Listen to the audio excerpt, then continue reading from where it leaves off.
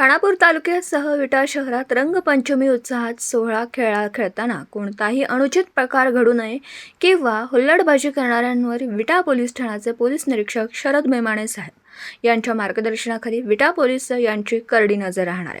विटा वाहतूक नियंत्रण कक्ष वाहतूक पोलिसांचा हे विटातील विविध चौकात व रस्त्यांवर सतत पेट्रोलिंग राहणार आहे।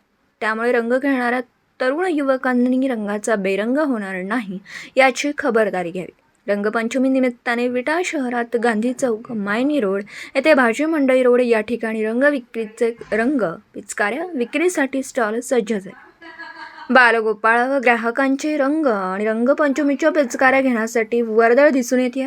विटा शहरातील उभी आडवी पेठ, Karad road, Lengare road, Khanapur road, Sangli road तसेच विटा शहरातील विविध ठिकाणी विटा पोलिसांचे रंगपंचमीचे औचित्य साधून सतत पेट्रोलिंग या भागातून राहणार आहे।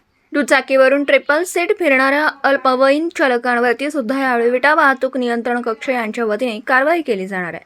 त्यामुळे रंग सोहळा खेळताना कोणालाही आपल्यामुळे त्रास होणार नाही याची खबरदारी रंग खेळणाऱ्यांनी घ्यावी। अनोळखी व्यक्तीच्या अंगावरती व महिलांच्या अंगावरती तरुण युवकांनी रंग टाकू नये, तर रस्त्यावरून दुचाकी चालवत असताना डोळ्यावरती कोणत्याही पद्धतीचा रंग चालकाच्या अंगावरती टाकण्याचा प्रयत्न करू नये।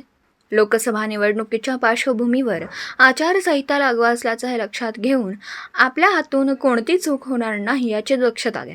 रंगपंचमी सोहळा शांततेत पार पाडावा, तर विटा नगरपालिका प्रशासन यांनी सध्या दुष्काळ परिस्थिती लक्षात घेता विनाकारण जास्त पाण्याचा वापर करू नका असे म्हणत रंगांपासून आपणास कोणतीही व इतर कोणासही शरीराला इजा होईल अशा प्रकारचा रंग वापरू नका।